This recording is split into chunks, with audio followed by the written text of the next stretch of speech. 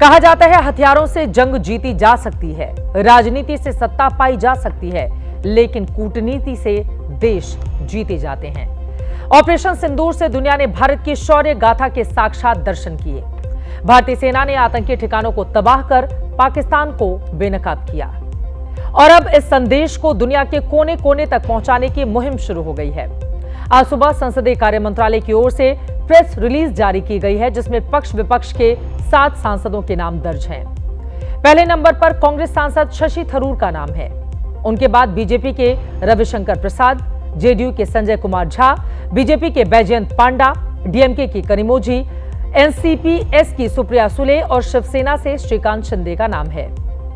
दरअसल ये वो 7 सांसद हैं जो 7 सर्वदलीय प्रतिनिधि मंडल की कमान संभालेंगे। 7 नामों में पहले नंबर पर मौजूद शशि थरूर पर सियासी संग्राम तेज हो गया है। उस पर आगे विस्तार से हम जानकारी देंगे, लेकिन पहले डेलीगेशन भेजने की कूटनीति को डिकोड करते हैं। सर्वदलीय प्रतिनिधिमंडल के कप्तानों के बयान से शुरुआत करते हैं, जिनकी अगुवाई में भारत पाकिस्तान को दुनिया भर में बेनकाब करने वाला है।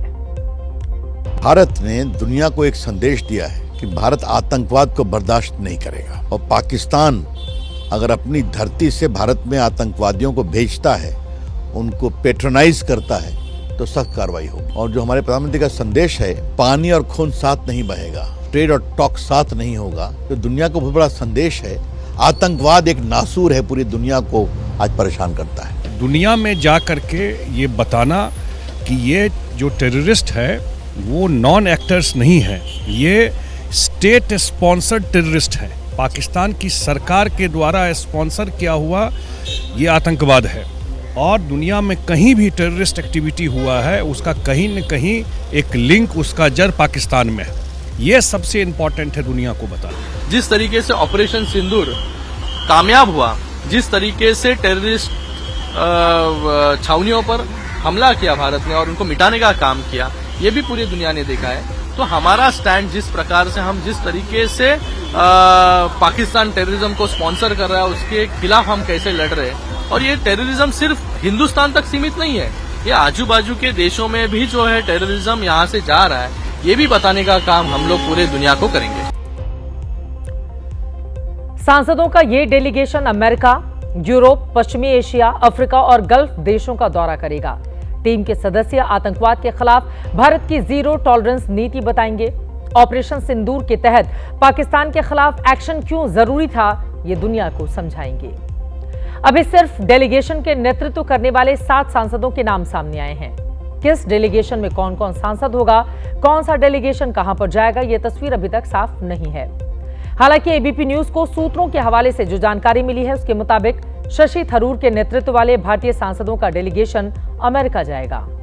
थरूर की टीम में एलजेपीआर के सांसद शांभवी चौधरी, झारखंड मुक्ति मोर्चा के सांसद सरफराज अहमद, टीएमसी के सांसद सुदीप बंदोपाध्याय, टीडीपी के सांसद जीएम नरेश, बीजेपी के सांसद शशांक मणि त्रिपाठी और भुवनेश्वर कलिता, ये दोनों लोग, और शिवसेना के सांसद मिलिंद देवड़ा शामिल हैं। इसके अलावा अमेरिका में भारत के राजदूत रहे तरनजीत सिंह संधू और न्यूयॉर्क में डिप्टी काउंसिल रहे वरुण जैफ जैसे गैर राजनीतिक नाम भी टीम थरूर का हिस्सा हो सकते हैं। कहा जा रहा है कि टीएमसी सांसद सुदीप बंदोपाध्याय ने सेहत का हवाला देकर खुद का नाम वापस ले लिया है। हालांकि कप्तान शशि थरूर का जोश पूरी तरह से हाई है। It's all to do with what our country has been through in recent times and the need for us to present a united front. Certainly something which, to my mind, is a good reflection of national unity at a time when unity is important. America में team Tharoor मोर्चा संभालेगी तो बाकी देशों के लिए भी दूतों की team तैयार कर दी गई है, जिसमें विदेश मामलों की जानकारी रखने से लेकर तेज तर्रार वक्ताओं की फौज और साथ ही धर्मनिरपेक्षता का संदेश भी शामिल रहेगा।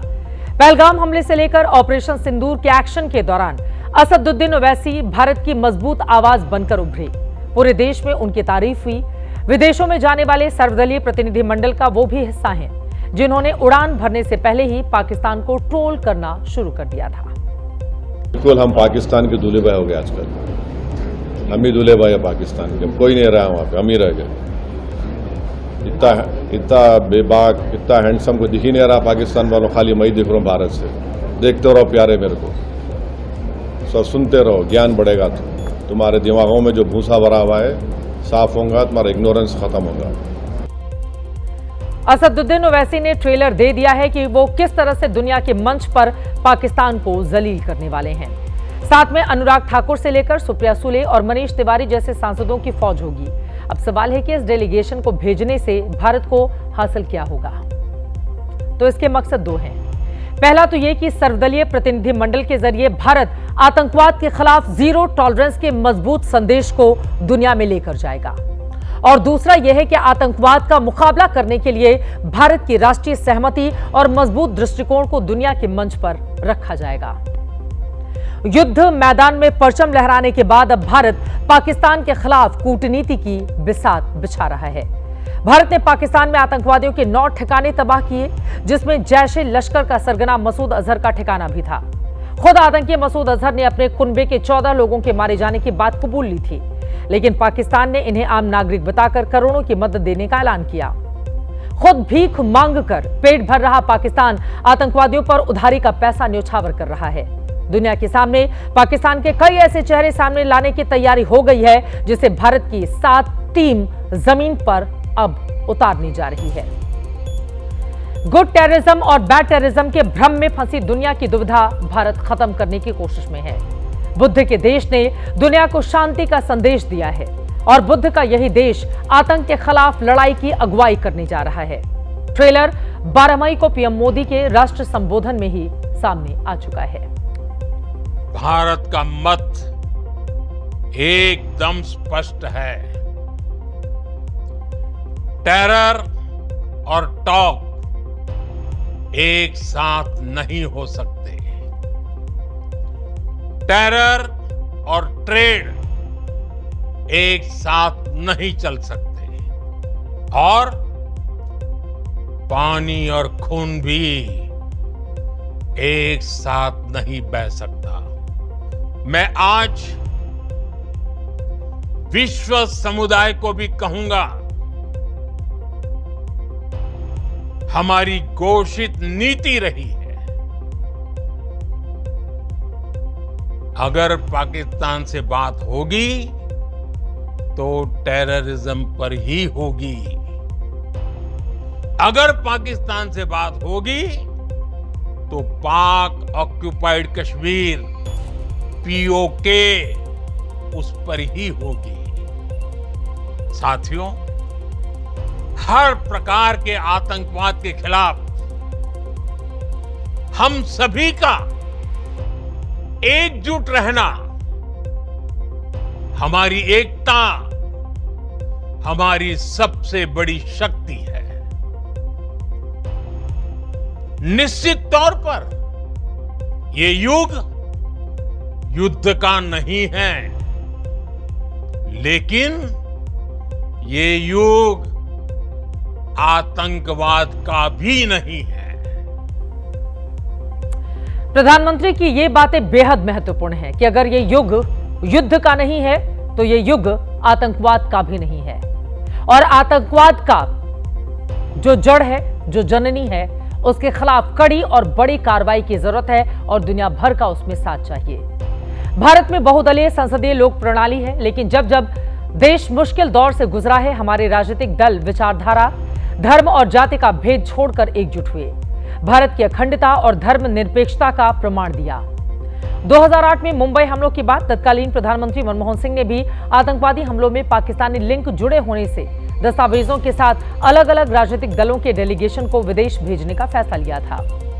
साल 1994 में तत्कालीन प्रधानमंत्री नरसिम्हा राव ने कश्मीर के मुद्दे पर भारत का पक्ष रखने के लिए विपक्ष के नेता अटल बिहारी वाजपेयी के नेतृत्व में भारतीय डेलीगेशन को जिनेवा में संयुक्त राष्ट्र मानवाधिकार आयोग भेजा था, जिसमें जम्मू कश्मीर के पूर्व सीएम फारूक अब्दुल्ला और सलमान खुर्शीद जैसे नेता भी शामिल थे। इसी का जिक्र एक बार पूर्व प्रधानमंत्री अटल बिहारी वाजपेयी ने संसद में किया था।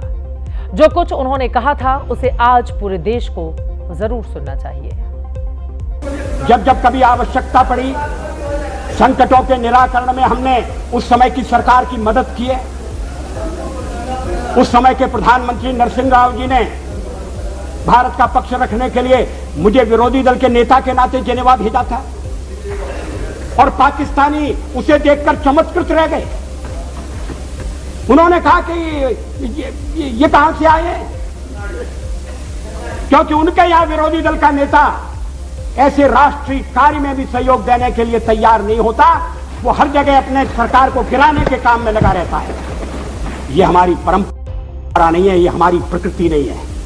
और मैं चाहता हूं ये परंपरा बनी रहे, ये प्रकृति बनी रहे। सत्ता का खेल तो चलेगा, सरकारें आएंगी जाएंगी, पार्टियां बनेगी बिगड़ेंगी, मगर ये देश रहना चाहिए, इस देश का लोकतंत्र अमर रहना चाहिए। ये देश रहना चाहिए, इस देश का लोकतंत्र रहना चाहिए।